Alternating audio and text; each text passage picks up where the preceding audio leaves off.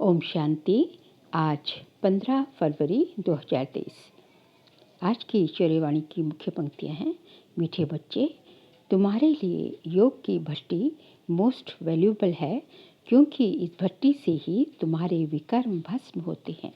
तुम्हारे लिए योग की भट्टी मोस्ट वैल्यूएबल है, क्योंकि इस भट्टी से ही तुम्हारे विकर्म विनाश होते हैं। प्रश्न है, किन बच्चों की बुद्धि में बीज और झाड़ की नॉलेज स्पष्ट बैठ सकती है?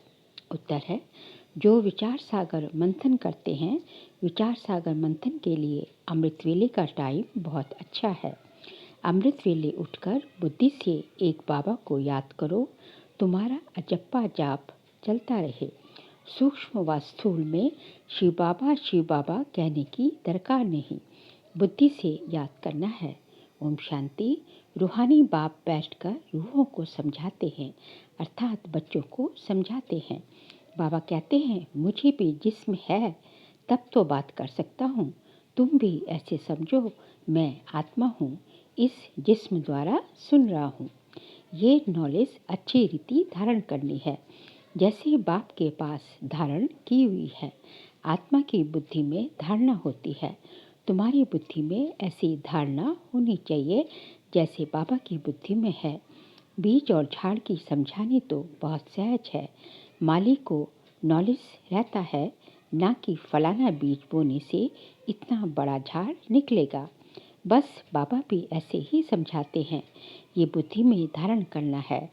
जैसे मेरी बुद्धि में है, वैसे तुम्हारी बुद्धि में भी रहना चाहिए।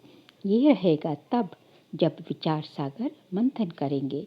विचार सागर मंथन करने का समय सवेरे का बहुत अच्छा है। उस समय धंधा आदि कोई नहीं रहता। भक्ति भी मनुष्य सवेरे करते हैं, यहाँ वहाँ जाते रहते हैं, वह बैठकर कोई नाम जपते रहते हैं, वह गीत गाते हैं, आवाज़ करते हैं, कोई तो अंदर ही राम राम रटते हैं। ये भक्ति का अजप्पा जाप होता है। कोई माला भी फिरते रहते हैं। तुमको शिव शिव कहना नहीं है। जो लोग भक्ति में करते वे ज्ञान में नहीं होना चाहिए। बहुतों को आदत पड़ी हुई है, शिव शिव सिमरन करते होंगे। तुमको शिव शिव ना स्थूल में ना सूक्ष्म में जपना है। तुम बच्चे जानते हो कि हमारा बाप आया हुआ है, आएगा भी जरूर कोई शरीर में। उनका कोई अपना शरीर तो है नहीं। वह पुनर्जन्म रहित है। पुनर्जन्म मनुष्य सृष्टि में होता है। विष्णु के दो रूप लक्ष्मी नारायण हैं। देव देव महादेव कहते हैं। ब्रह्मा और विष्णु का आपस में कनेक्शन है, शंकर का कोई कनेक्शन नहीं, इसलिए उनको बड़ा रखते हैं। उनका पुनर्जन्म नहीं, उनको सूक्ष्म शरीर मिलता है।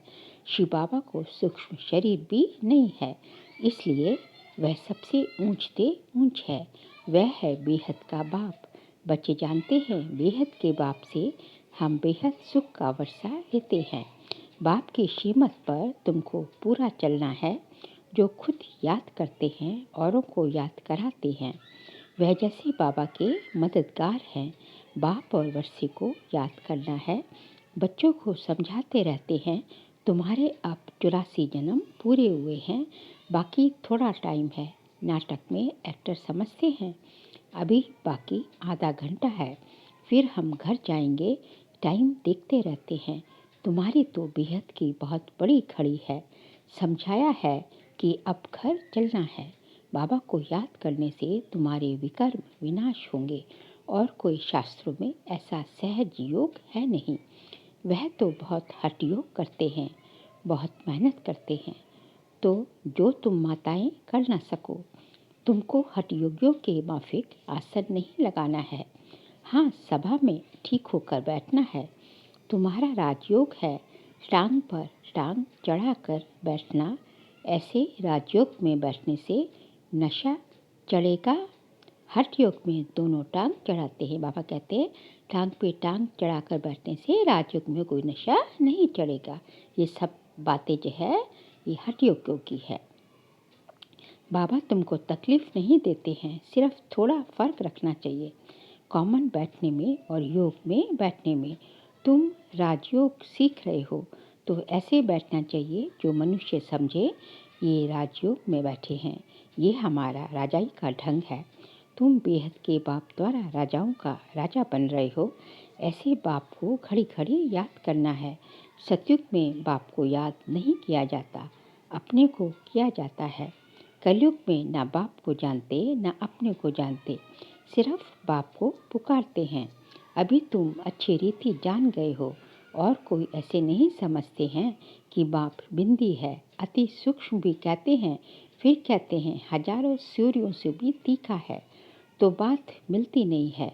जब कहते हैं नाम रूप से न्यारा है, फिर हजारों सूर्य से तीखा क्यों कहना चाहिए? पहले तुम भी ऐसे समझते थे। बाबा कहते हैं ड्रामा में ये समझानी देरी से मिलनी थी। सूक्ष्म से सूक्ष्म गुह्य बातें समझकर समझाई जाती हैं। ऐसे नहीं ख्याल आना चाहिए कि पहले हजारों सूर्यों से तेजों में कहते थे, अब फिर बिंदी क्यों कहते हैं। जब आईसीएस पढ़ेंगे तब आईसीएस की बात करेंगे, पहले कैसे करेंगे? इसमें मूंझने की दरकार नहीं। ड्रामा में जब बाबा को समझाना है तब समझाते हैं। इसके बाद भी अर्जुन क्या क्या समझाएंगे, क्योंकि बाप का भी प्रभाव तो निकलना है ना। जैसे तुम्हारी आत्मा है वैसे वह भी आत्मा है, परम धाम में रहते हैं, उनको परमात्मा कहा जाता है। यहाँ जब आते हैं तो नॉलेज देते हैं। बाबा कहते हैं जब पतित दुनिया होगी तब मैं पावन दुनिया बनाने आऊँगा। पुकारते भी हैं हे पतित पावन, हे दुख हरता सुख करता आओ। वह तो संगम पर आएगा, जब रात पूरी होगी तब दिन होगा। पुरानी दुनिया का अंत होगा, क्रमातीत अवस्था अंत में होगी। तुमको रहना भी गृहस्थ व्यवहार में है, छोड़ना भी नहीं है। शरीर निर्वाह अर्थ व्यवहार करते हुए कमल फूल समान पवित्र रहना है। देवता तो है ही पूर्ण पवित्र, परंतु कब और कैसे बने, जरूर पुरुषार्थ किया तब तो प्रारब्ध पाई। पुरुषार्थ अनुसार प्रारब्ध बनी, जैसा कर्म वैसी प्रारब्ध, ये तो चलता ही रहता है। अभी तो तुमको कर्म सिखलाने वाला बाप मिला है, उनको अच्छी रीति याद करना चाहिए। तुम एडॉप्टेड बच्चे हो। मारवाड़ियों में एडॉप्शन बहुत होती है, तुम्हारी भी एडॉप्शन है। तुम इनके गर्भ से नहीं निकलते हो। एडॉप्शन में दोनों बाप याद रहते हैं, अंत तक जानते हैं कि ये मासूल किसका था। अब इनकी गोद के बच्चे बने हैं। तुम भी जानते हो हम किसके थे और किसके बने हैं। मैं एडॉप्ट हुआ हूँ परमपिता परमात्मा के पास। वह है स्वर्ग का रचयिता। उनकी रचना कितना समय चलती है? आधा कल्प। सतयुग त्रेता।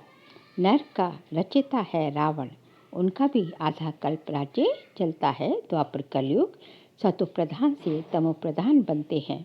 ये समझ की बात है। कुछ समझ में ना आए तो पूछना चाहिए। जब सूर्य चांद को ग्रहण लगता है तो कहते हैं दे दान तो छूटे ग्रहण। सूर्य चांद को माँ बाप कहा जाता है। यहाँ भी मेल फीमेल दोनों को ग्रहण लगता है, तब कहते हैं 5 विकारों का दान दे दो। वह तो वर्ष में 1-2 बारी ग्रहण लगता है। ये तो कल्प की बात है। बाबा आकर एक ही बार दान लेते हैं। मनुष्य बिल्कुल संपूर्ण काले बन गए हैं। आयरन एसिड हैं। सच्चे सोने में एलॉय पड़ने से काला हो जाता है। नया घर पुराना घर, नए बच्चे और बूढ़े में फ़र्क तो है ना। छोटा बच्चा कितना मीठा प्रिय लगता है, सब उनको चूमते हैं, गोद में बिठाते हैं। पुराना जड़ जड़ीभूत हो जाता है तो कहते हैं कहाँ शरीर छूटे तो अच्छा, ज़्यादा दुख क्यों सहन करें। आत्मा एक शरीर छोड़ दूर जाकर दूसरा लेती है। या हम बीमार को मरने नहीं देते हैं, फिर भी जितना सुने उतना अच्छा। शिव बाबा और वर्षे को याद करते रहें।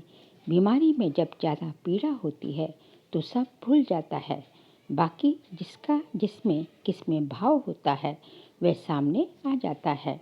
तुम्हारा तो अंजाम है, वायदा है, मेरा तो एक शिव बाबा दूसरा ना कोई। फिर दूसरे किसको याद क्यों करते हो? बाबा कहते हैं मेरी बिगर किसकी स्मृति भी बाबा कहते हैं मेरे बिगर किसकी स्मृति भी ना आए। गाया हुआ है अंतकाल जो सुस्त्री सिमरे सारा श्लोक कह देते हैं, अर्थ कुछ भी नहीं समझते, है सारी संगम की बात जो भक्ति में गाते हैं। इस समय सिर्फ तुमको बाप और वर्षे को याद करना है। श्री नारायण तुम्हारी प्रारब्ध है, तो अर्थ पूरा बुद्धि में होना चाहिए। बिगड़ अर्थ तो बहुत याद करते रहते हैं। पिछाड़ी में जिसके साथ ज़्यादा प्रीत होती है वही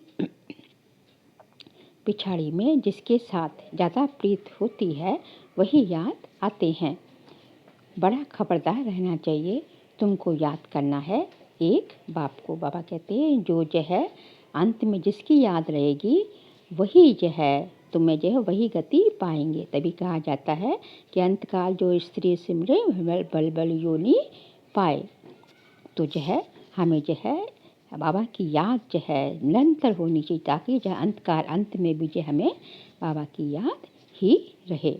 बाबा कहते हैं मन मना भव। तुम बच्चे कहते हो बाबा हम कल्प कल्प आपसे मिलते हैं, ये ज्ञान आपसे मधुबन में आकर लेते हैं। ये है वशीकरण मंत्र। सतगुरु है तो तुम्हें मंत्र भी ऐसा देता है जो तुम अमर बन जाओ।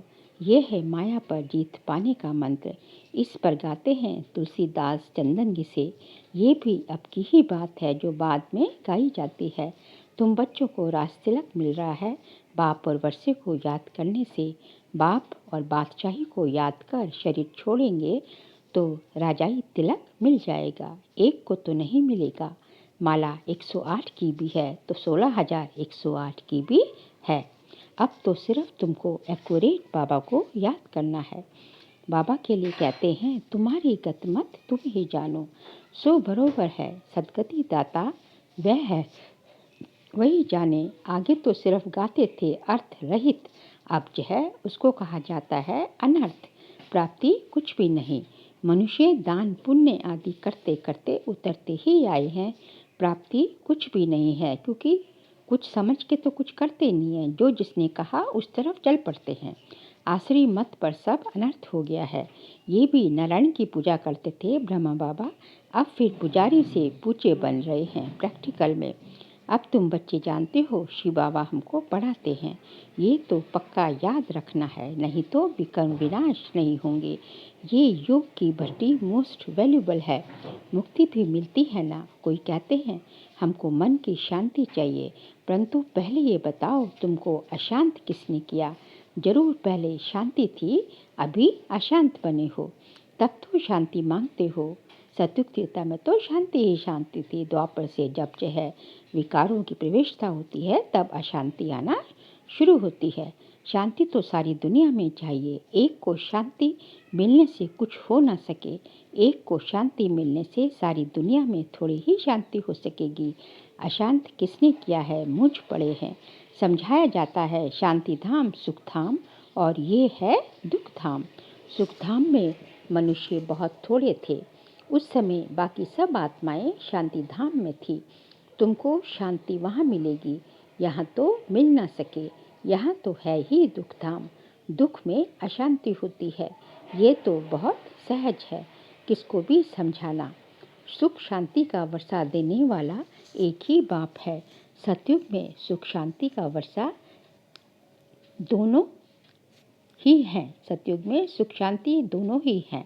यहाँ आत्मा चाहती है कि मेरा मन शांत हो तो जाओ तुम अपने घर परम धाम, परंतु पतित फिर वहाँ जा न सके। इसलिए बाबा समझाते हैं मुझे याद करो तो अंतमति सुगति हो जाएगी। बाबा और वर्षे को बाप और वर्षे को याद करो, परंतु माया ऐसी है जो पवित्र बनने नहीं देती। अबलाओं पर देखो कितने अत्याचार होते हैं, विष बिगड़ रह ना सके। बाबा के पास अनेक प्रकार के समाचार आते हैं। सबसे बड़ी हिंसा काम महाशत्रु की है। बाबा कहते हैं बच्चे विष छोड़ो, काला मुंह नहीं करो, तो कहते हैं कोशिश करेंगे। यह जहर है, आदि मध्य अंत दुख देने वाला है, परंतु तकदीर में नहीं है तो सुनते ही नहीं है। आत्माओं को बाप बैठ समझाते हैं आज से विकार में नहीं जाना, तो मुंह नीचे कर देते हैं। अरे काम महाशत्रु है, ये अच्छा थोड़ी ही है। ये है विषय स्वर, सब पतित हैं, सतयुग में सभी संपूर्ण निर्विकारी हैं। अच्छा, माता पिता बाप दादा के कल्प अथवा 5000 वर्ष के बाद मिले वे मीठे मीठे सिखलते बच्चों को याद प्यार और गुड मॉर्निंग। रूहानी बाप की रूहानी बच्चों को नमस्ते। हम रूहानी बच्चों की रूहानी बाप दादा को नमस्ते नमस्ते नमस्ते। सार के लिए पॉइंट्स हैं। टाइम बहुत थोड़ा है, इसलिए बाप को पूरा पूरा मददगार बनकर रहना है। बाप का पूरा पूरा मददगार बनकर रहना है। बाप और वर्षे को याद करना है और दूसरों को भी कराना है। अंत समय में एक बाप की याद रहे, इसके लिए दिल की प्रीत एक बाप से रखनी है। बाप बिगर और कोई की स्मृति ना आए, इसके लिए खबरदार रहना है। आज का बाबा का वरदान है, सोचना, कहना और करना, इन तीनों को समान बनाने वाले बाप समान संपन्न भव। सोचना, कहना और करना, इन तीनों को समान बनाने वाले बाप समान संपन्न भव।